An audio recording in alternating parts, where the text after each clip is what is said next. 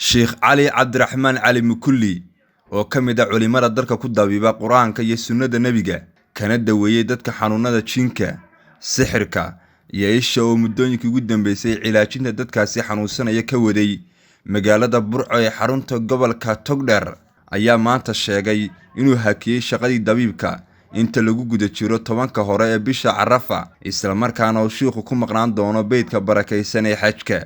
waxaanu Sheikh Ali Mukulli bulshada gobolka Togdheer ugu bushaareeyay inuu shaqadii dib bilaabi doono kadib ciid Carafo.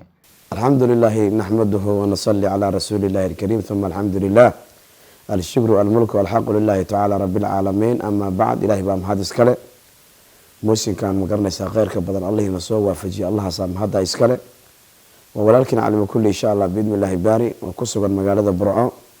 waxaan insha allah shirkan jaraayad u qabanaynaa ilaahay idinkiisa biidnillaahi baari dadka gobolada iyo meelaha fog ka soo socday ama dadka hadda yaro joogo ma garanaysaa gobolada ka yimid oo magaalada jooga Burco. waxaan ogeysiinaynaa insha allah maanta oo taariikhdu tahay 3 bisha 6 oo maalin khamiisna ay tahay shaqadii maanta inay soo gabagabeynay hadduu ilaahay qadaro biidnillaahi baari. waxaan ku soconaa walaalayaal ilaahay idinkiisa biidnillaahi baari. ilaahay hadduu noo fududeeyo meesha la yiraahdo xaramka ilaahay baan u soconaa, xajkii baan ku soconaa.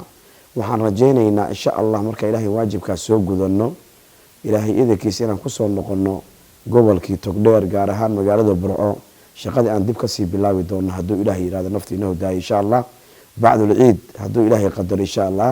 waxaan rajaynaynaa inaan magaalada Burco dib aan ugu soo noqon doono insha allah shaqadana dib u bilaabi doono.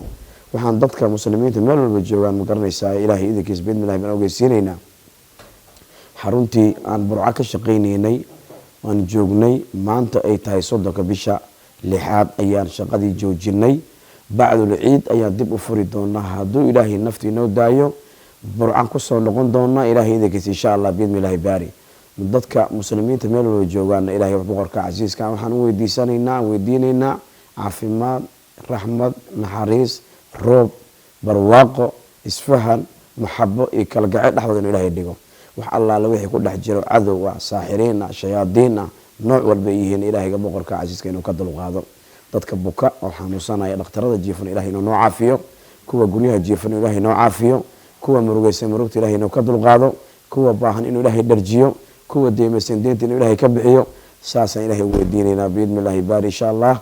walaalayaal biidnillaahi baari ininkan waxaan naga codsanaynaa ducadiina saas noogu soo dartaan ilaahay idinkiisa insha allah. waa soo noqodkeeni bacdal ciid iyo magaalada Burco. wabilaahi tawfiiq. wasalaamu calaykum waraxmatullaahi wabarakaatu. Cabdirashiid Timir maqal muuqa caalamiga iyo Home Cable TV Burco.